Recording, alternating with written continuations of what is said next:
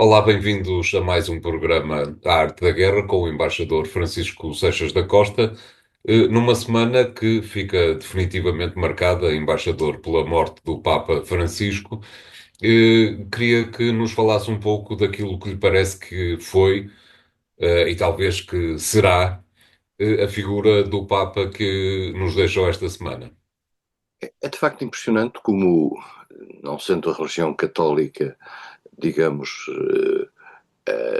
a única religião no mundo, mas é de facto aquela cujo líder espiritual, no fundo, acaba por marcar o mundo quando desaparece, quando é eleito, quando se pronuncia.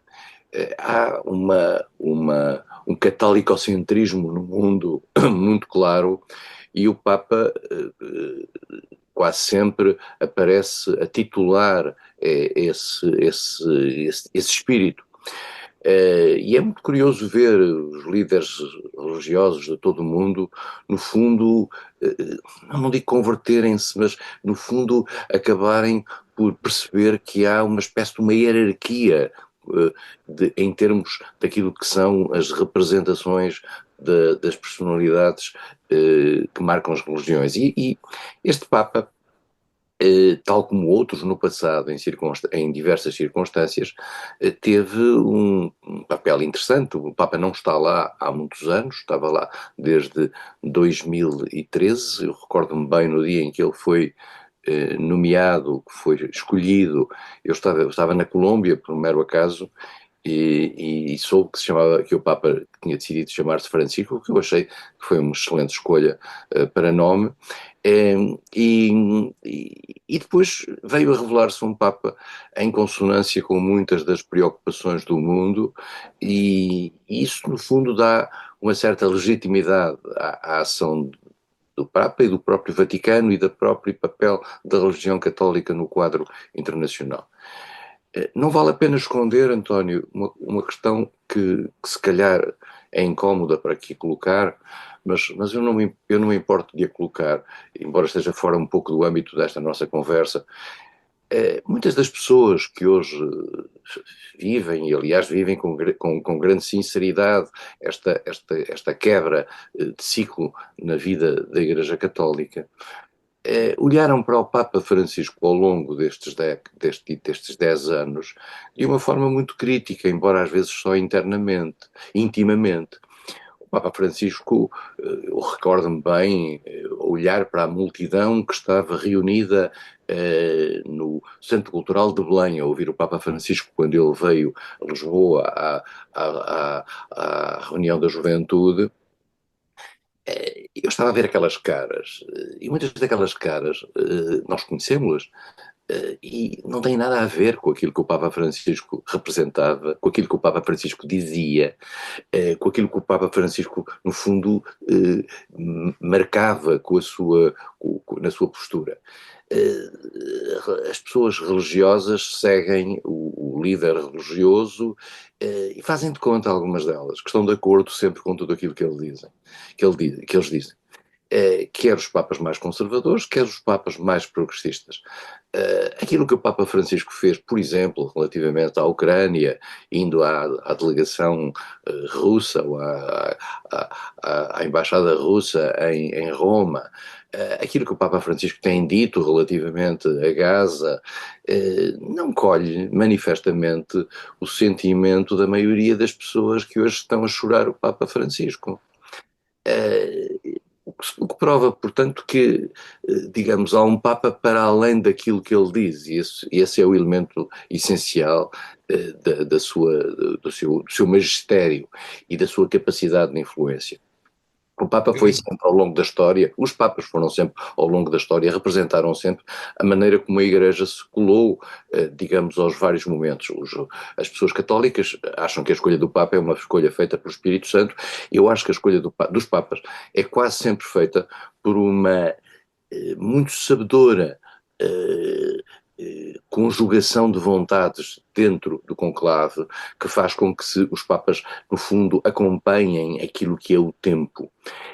Nós lembramos-nos bem do que foi João Paulo II, e lembramos-nos bem do tempo em que João Paulo II era, digamos, acompanhava aquilo que era o movimento anticomunista e aquilo que era nos Estados Unidos a liderança de Ronald Reagan. Nós E acompanhávamos Margaret Thatcher, o trio Margaret Thatcher, anticomunista. não, e mais do que isso, e também algumas coisas que foram menos simpáticas para nós, como por exemplo a atitude que teve relativamente a Timor, que foi negativa relativamente aos próprios timorenses. Isso está hoje bem claro. Mas nós também nos lembramos, por exemplo, anteriormente, de papas que estiveram quase em sintonia agora com o Papa Francisco, por exemplo, João XXIII, que no fundo representou, de certa maneira, para a Igreja um adjornamento, uma atualização relativamente a uma Igreja mais fechada, que já vinha do passado. Mas depois também temos papas como o Pio XII, que tem, por um lado, atitudes estranhas. Quando veio a Portugal, ofereceu uma medalha ao diretor-geral da PIDE, mas ao mesmo tempo recebeu no Vaticano os líderes dos movimentos de libertação das colónias portuguesas. Portanto, a Igreja também tem esta dualidade que lhe permite sobreviver e que lhe permite de acomodar vários sentidos. Estava a falar de Paulo VI. Paulo VI, peço imensa desculpa, Paulo VI. Portanto, tudo isto significa que a Igreja sabe adaptar-se. O Papa Francisco teve uma característica interessante, aliás, é muito sublinhada nos últimos dias, que é a circunstância de muitos daqueles que o apreciam vivamente não serem católicos ou serem ateus, como é o meu caso. Porquê? Talvez porque ele foi capaz de ir para além daquilo que era o seu rebanho tradicional e colar-se àquilo que eram as preocupações de muitas pessoas que estão fora da Igreja, mas que reconhecem o papel que a Igreja pode ter no sentido do abanar das situações relativamente a várias causas e a causas que nos tocam emocionalmente. Agora, vemos este movimento. J.D. Vance foi o último, o vice-presidente americano foi a última pessoa a ver o Papa Francisco. Agora, Donald Trump vai ao funeral do Papa Francisco. Todos os líderes mundiais. Javier Milei, o próprio Zelensky, Mas, um os, trio mas que provavelmente não tinha muito a ver com a filosofia interior de Francisco. É verdade, mas Milei é normal, tendo em atenção que o Papa é argentino portanto, os argentinos, se há coisa que os argentinos gostam é dos argentinos, e, portanto, é normal. No caso de Zelensky, o Zelensky vai a todas, quer dizer, faz lembrar aqueles jogadores que no campo de futebol vai a todas as jogadas pela simples razão de que quer tentar, digamos, o melhor resultado possível, e, portanto, é muito natural que o faça, portanto, de certa maneira, o Papa Francisco representou para muita gente uma esperança num movimento do mundo, mas na realidade sai de cena, não por culpa própria naturalmente, mas sai de cena num dos momentos mais dramáticos da situação mundial, em termos de guerras, em termos de lideranças, em termos de desequilíbrios. Não foi, de facto, ele não fez a diferença.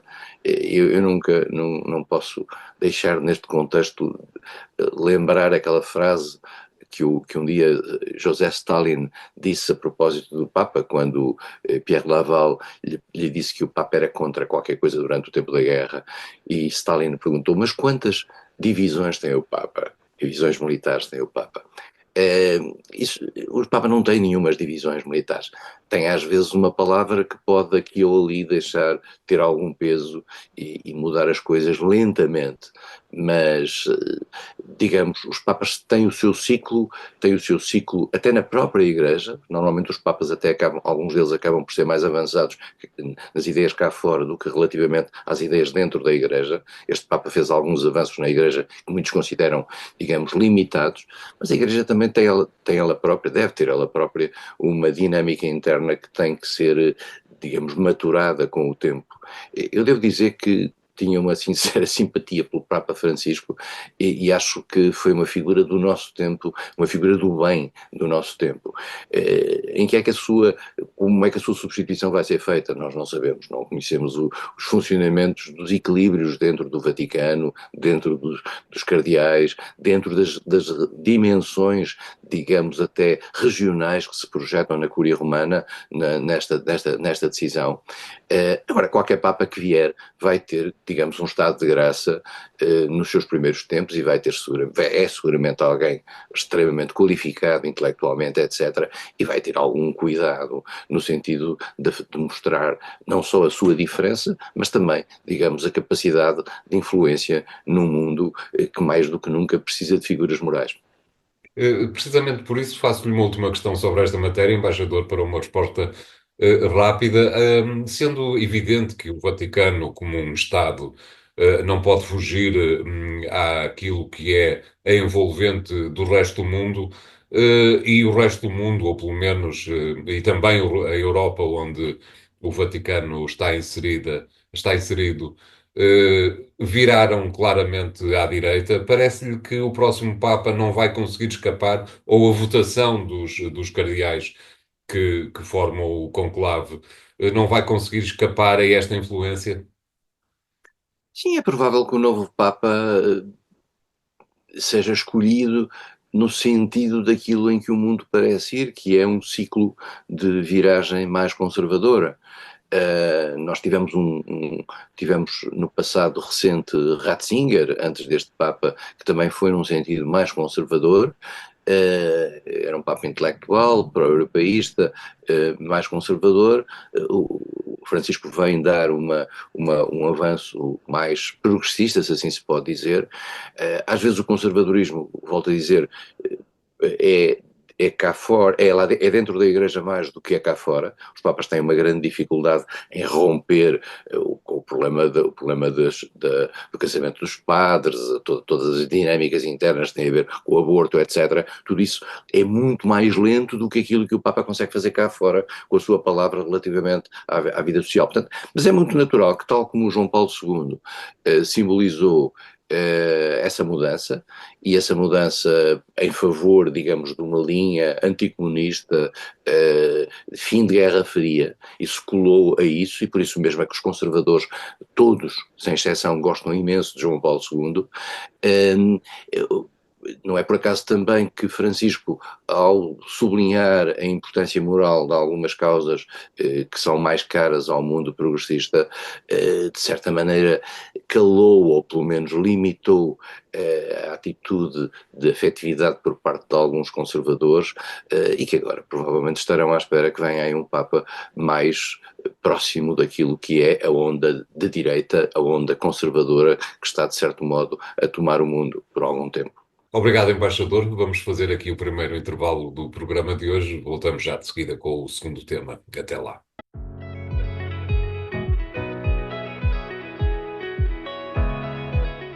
Bem-vindos à segunda parte de A Arte da Guerra, desta vez para lhe pedirmos, embaixador, que atravesse connosco o oceano e nos fale um pouco daquilo que lhe parece que vão ser as eleições no Canadá, a 28 de abril, numa circunstância em que, depois da saída de Justin Trudeau, os conservadores, um liberal, os conservadores começaram a subir nas sondagens, mas repentinamente, e eu diria que exatamente por causa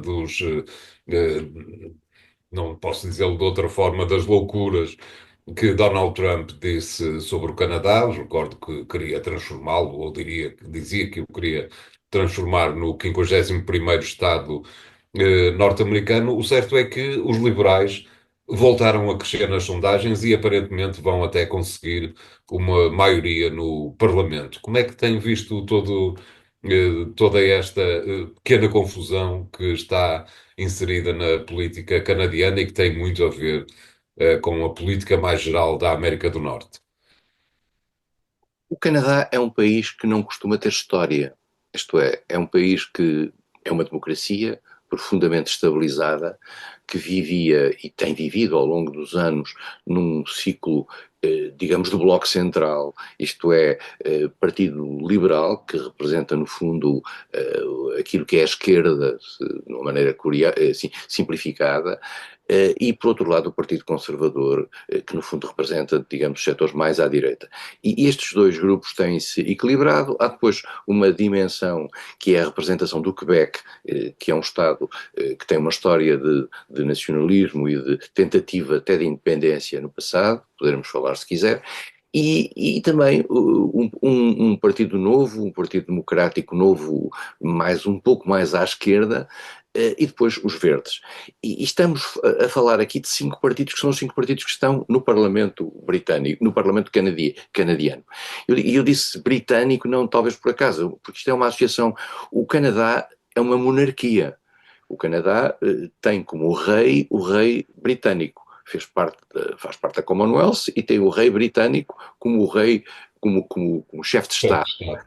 Como chefe de Estado. Depois tem uma dinâmica interna, naturalmente, de uma democracia normal. Há um representante do chefe de Estado, que é um governador-geral, neste caso uma senhora, que é nomeado pelo rei britânico sob proposta do governo que estiver no Canadá. Portanto, e tem uma vida, é uma espécie de uns Estados Unidos, na língua, embora tenha uma dimensão cultural francesa, no caso do Quebec, mas na língua, nos costumes, é um país extremamente organizado, é uma democracia extremamente sólida, com profundo respeito pelos direitos humanos, pelas melhores causas mundiais, nomeadamente nas Nações Unidas, etc. E está sempre, quase sempre, até numa certa vanguarda no plano internacional.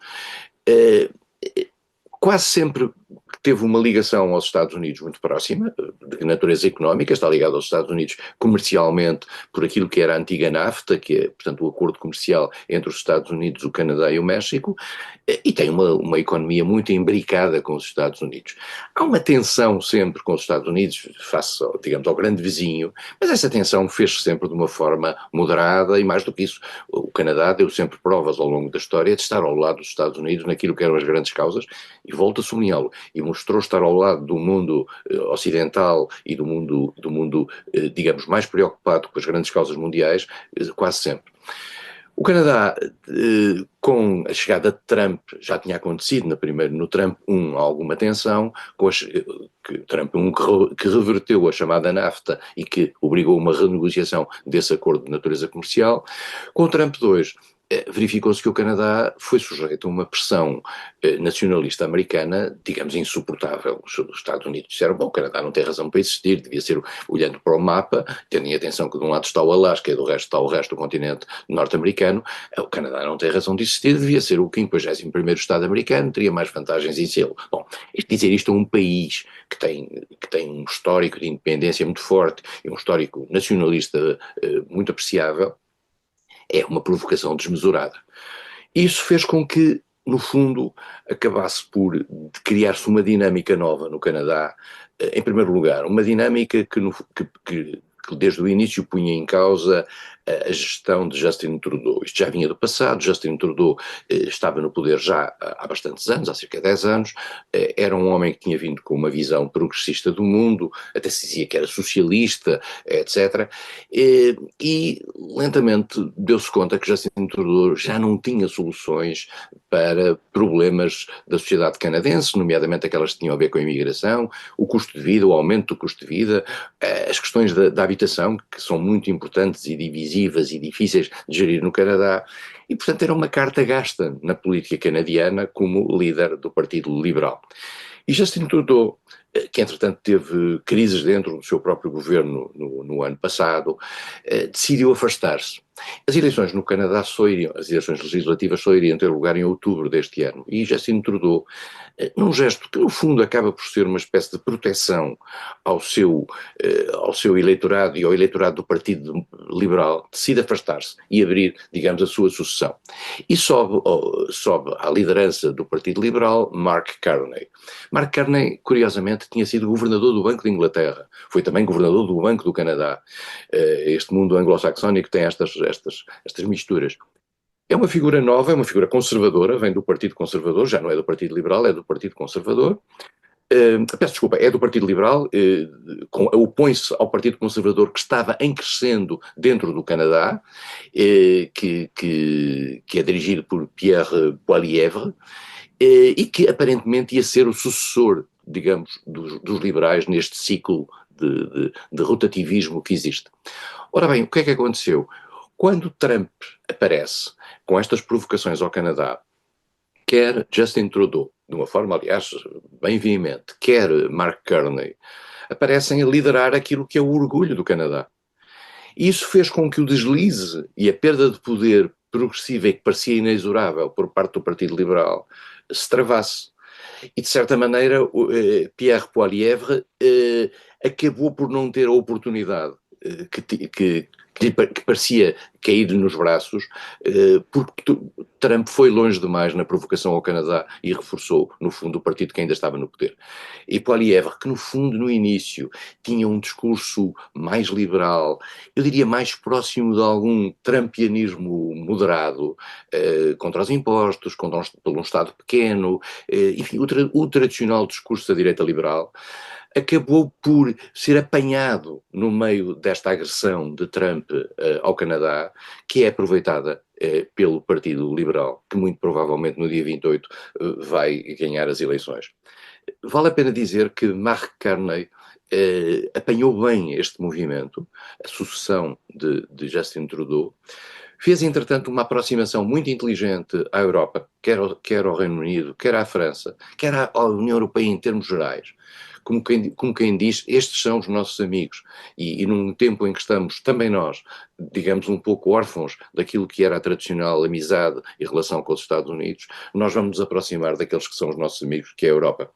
E, portanto, vamos ter aí mais um ciclo liberal dentro do Canadá, esfiado por Mark Carney, que tudo aponta, demonstra características de liderança muito apreciáveis. Isto coloca, de certa maneira, uma dificuldade ao reaparecimento naquilo que seria, provavelmente, o seu ciclo dos conservadores canadenses, ou canadianos, peço desculpa.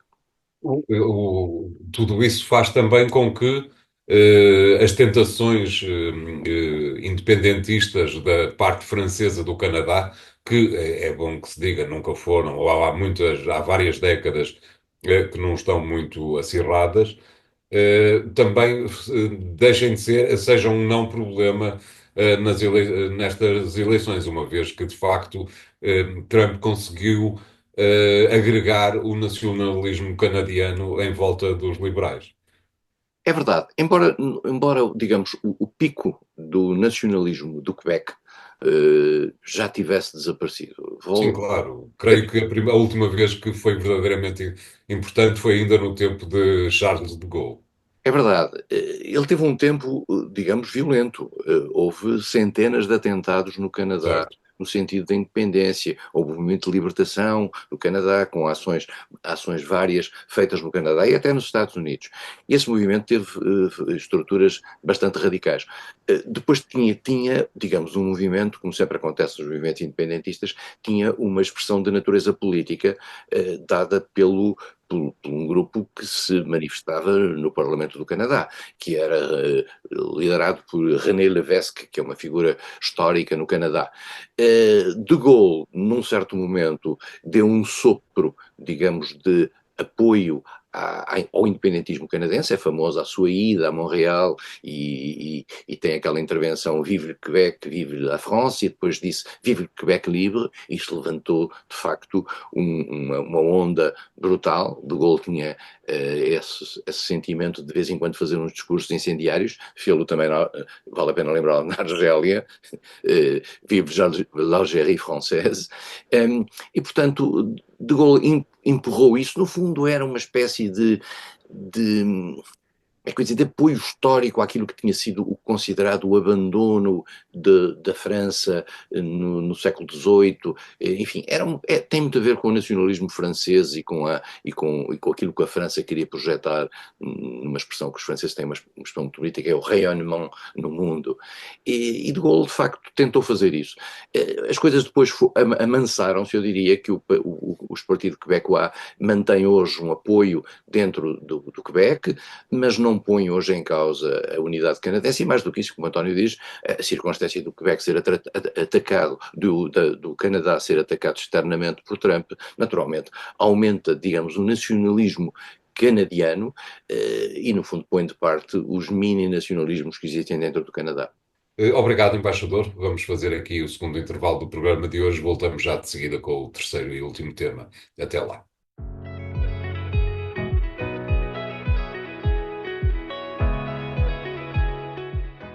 Bem-vindos à terceira parte de A Arte da Guerra, desta vez para lhe pedirmos, embaixador, que falemos um pouco sobre o Médio Oriente, mais particularmente sobre a questão das relações entre o Irão e os Estados Unidos, no que tem a ver com a possibilidade de regressar o acordo nuclear iraniano. Mas também com o facto de, em paralelo, vermos os Estados Unidos um pouco, bastante mais interessados em aumentar a pressão militar sobre o Iémen. Numa altura em que Gaza está como está, e as relações do Irão, nomeadamente com a Síria, com a Rússia, inclusivamente com a Arábia Saudita, que não se sabe muito bem em que pé que ficou depois daquela intervenção da China, tudo isto serve para aumentar o caldeirão de problemas que existe neste momento no Médio Oriente, não lhe parece? A sensação que se tem é que os Estados Unidos de Trump têm três frentes internacionais. A primeira e a mais importante, e aquela que parece ser decisiva relativamente à própria agenda de Trump no plano externo, tem a ver com a China. Tem a ver com a China e não é por acaso que, digamos, na guerra comercial, a China aparece na primeira linha dessa mesma guerra comercial e neste momento, digamos, aquilo que foi a surenchère das medidas tomadas pelos Estados Unidos e pela China criou uma coisa que eu não sei se as pessoas têm consciência, que há hoje uma espécie de um bloqueio bilateral, isto é, não há comércio entre a China e os Estados Unidos, ponto. Pela simples razão de que o nível a que chegaram as chamadas tarifas, eu não gosto de chamar tarifas, mas porque as tarifas são algo diferente daquilo que são os direitos aduaneiros, mas daquilo que são os direitos aduaneiros que as duas partes se impuseram, criaram praticamente uma impossibilidade a qualquer comércio de natureza substantiva, porque os preços os impactos disso sobre os preços são brutais. Mas há hoje um bloqueio. E há uma consciência nos Estados Unidos, há umas declarações nas últimas horas do secretário da Fazenda americana, no sentido de abrir, digamos, alguma porta a uma negociação com a China. E a China não estará seguramente, digamos, longe disso. Agora, a China não se assustou nesta negociação e correu riscos. E está a correr riscos, e veremos até onde é que isto vai. Mas essa é uma das dimensões essenciais, e é uma das dimensões essenciais dos Estados Unidos, não tanto no plano militar, porque os Estados Unidos no plano militar não temem a China, mas no plano económico, que é aquele que no fundo sobredetermina muitas das decisões de Donald Trump. Depois há dois dossiês que os Estados Unidos têm no plano externo, um deles que Trump ia resolver em 24 horas, que era a questão da guerra da Ucrânia, e o outro uma questão que é uma questão interna americana, com repercussões externas, que é a questão do Médio Oriente. No Médio Oriente, os Estados Unidos vêm de um tempo, desde Obama, de recuo e desengajamento. Esse desengajamento teve o seu momento mais expressivo naquilo que foi a saída do Afeganistão, que não sendo exatamente Médio Oriente, seja Ásia Central, acaba por ter um impacto em tudo isso, e teve no Trump anterior uma expressão que foi a saída de Trump do acordo que tinha sido feito, o chamado 5+1, que é o acordo que tinha sido feito para travar o enriquecimento do urânio no Irão, no sentido de não lhe permitir ter uma bomba nuclear. Os Estados Unidos têm isso como elemento essencial, mas têm isso como elemento essencial, a meu ver, pode ser que eu esteja enganado, como subquestão da questão israelita, da defesa de Israel, que é, volto a dizer, uma questão interna americana. E tem, portanto, isso nesse pacote. Esse pacote incluiu, naturalmente, a libertação dos israelitas de qualquer limitação de natureza moral relativamente àquilo que estão a fazer em Gaza, que é, a meu ver, um escândalo internacional de proporções brutais. Papa Francisco falava sobre isso, a União Europeia cala-se sobre isso, porque não tem unidade interna para falar sobre este assunto. E há uma cobardia europeia muito grande nesse aspecto. Estão a morrer milhares e milhares de pessoas, foram já deslocados, segundo as contas internacionais mais credíveis, cerca de 2 milhões de pessoas em Gaza para um lado e para o outro, e andam ali a morrer, e estamos neste momento com cerca de 50 e tal mil mortos desde há 2 anos, mais 170 mil feridos, e portanto é uma situação dramática, mas o mundo já se habituou a viver com ela. São diferentes, vestem umas coisas diferentes dos nossos. Quando as guerras são mais próximas de nós, quando as pessoas se vestem como nós temos aparentemente um maior sentimento de proximidade e também de empatia. E depois tem a guerra da Ucrânia. Na guerra da Ucrânia, Trump claramente enganou-se relativamente à facilidade com que a guerra ia terminar. As coisas são mais complicadas do que parecem numa guerra em que morreram já centenas de milhares de pessoas e em que não é uma solução muito simples imposta por alguém de fora que consegue resolver o problema. Isto, de certa maneira, cria a Trump um problema de face, de perda de face. E por isso mesmo, neste momento, está-se a ver em que medida é que Trump pode ou não vir a recuar relativamente às suas propostas de intervir naquele conflito, o que de certa maneira abre caminho a que a União Europeia e os países europeus, falo da União Europeia, mas também a União Europeia, mais Reino Unido e Noruega, possam eventualmente, no quadro, uma espécie de um subcapítulo da NATO, vir a ajudar a Ucrânia. Isso, de certa maneira, pode também, a meu ver, criar uma situação mais complicada, pela simples razão de que a Rússia sentir-se-á mais à vontade em atacar, eventualmente, países europeus, se pressentir que os Estados Unidos se desengajaram completamente da questão ucraniana. Se isso acontecer, os riscos, a meu ver, aumentam, mas poderemos um destes dias falar sobre isso.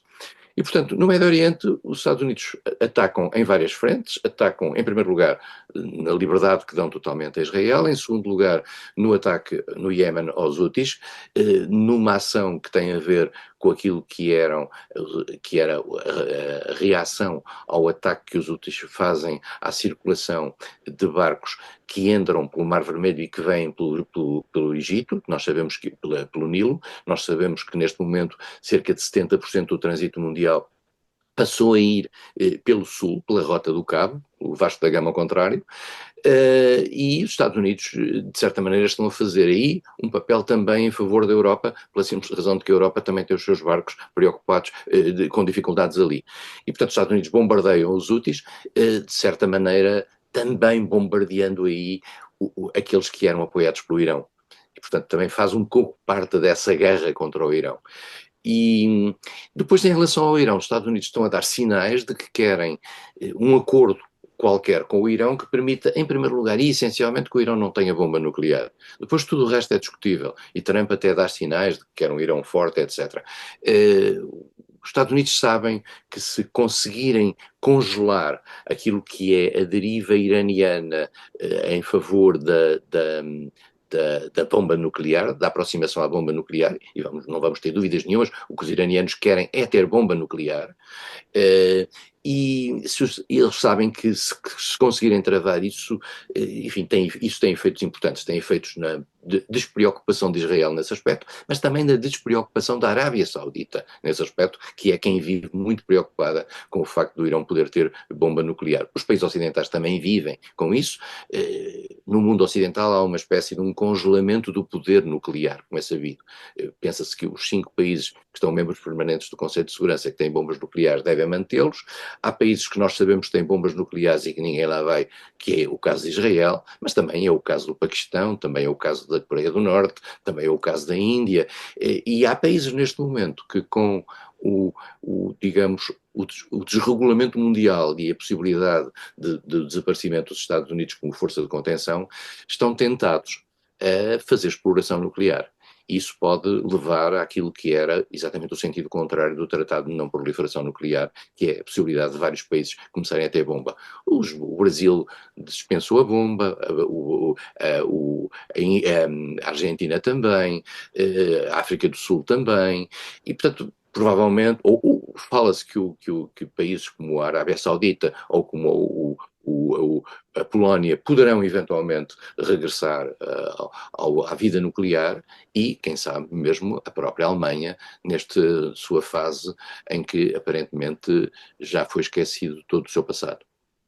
O grande medo, ou um deles, pelo menos, creio eu, reside no facto de, se por acaso os Estados Unidos se retirarem, se desinteressarem da frente ucraniana e a União Europeia, mais o Reino Unido e a Noruega, como o embaixador diz, insistirem num confronto com a Rússia poderá exatamente, até para desviar as atenções internacionais, poderá patrocinar a bomba nuclear iraniana. Seria difícil, António. Aí os Estados Unidos poderiam Voltavam à dar cena. ao jogo. Os Estados Unidos de certa maneira, tem a questão iraniana como uma questão central, porque é a questão do desequilíbrio do seu grande aliado na região, que é Israel. E, portanto, não acredito que os Estados Unidos deixassem que a Rússia fossem os propulsores. Aliás, vale a pena dizer, os iranianos estão muito próximos de obter a bomba nuclear, estão muito próximos de ter um enriquecimento de urânio suscetível de fazer uma bomba nuclear. E quando se faz uma bomba nuclear, entra-se num patamar diferente. Foi o que aconteceu com a Coreia do Norte. A Coreia do Norte é um país paupérrimo, mas é um país que tem a bomba nuclear. E ao ter a bomba nuclear, uma bomba nuclear pode rebentar com imensas coisas e tem um efeito brutal e mais do que isso passa os países para um patamar de risco muito grande. Travar o Irão é um elemento absolutamente central para a estratégia americana e mais do que isso também é um elemento, foi sempre um elemento extremamente central para a estratégia europeia, quer a França, quer o Reino Unido, quer mesmo a Alemanha, que não sendo um poder nuclear estava associado ao acordo de 2015, tinham como objetivo travar o Irão. O Irão foi destravado, já agora vale a pena aqui lembrá-lo mais uma vez, foi destravado pela circunstância dos Estados Unidos invadirem o Iraque, porque quem travava o Irão era o Iraque. Ao destruírem o Iraque e falsos pretextos terem entrado no Iraque os Estados Unidos em 2003, rebentaram com aquilo que era o equilíbrio entre o Irão e o Iraque. E, portanto, neste momento estão a pagar o preço daquilo que foi o seu erro ao terem destruído o Iraque nessa altura e criaram impactos muito negativos, por exemplo, em relação a um aliado importante na região, que é a Arábia Saudita, que ficou, de certo modo, desprotegida. Porque o Irão é um poder, é uma aristocracia, de certa maneira, nacionalista, orgulhosa e que tem uma ideia de si própria extraordinária no plano da sua afirmação local. E o acordo de 2015, que parecia um bom acordo, em que toda a gente estava envolvida, e só Trump é que decidiu sair dele. Se Trump não tivesse saído do acordo de 2015, provavelmente o Irão não teria encontrado pretextos para continuar o seu enriquecimento de urânio no caminho para a bomba. Obrigado, embaixador. O programa Arte da Guerra fica hoje por aqui. Continuem a segui-lo nos sites do Jornal Económico, mas em vez de nos despedirmos até para a semana, devo informar os nossos numerosos ouvintes e espectadores de que nas 3 próximas semanas não poderemos fazer o programa Arte da Guerra. Volta ele, portanto, no próximo 21 de maio, numa altura em que muito provavelmente o mundo e o mundo português já mudaram bastante. Até lá, portanto, e obrigado.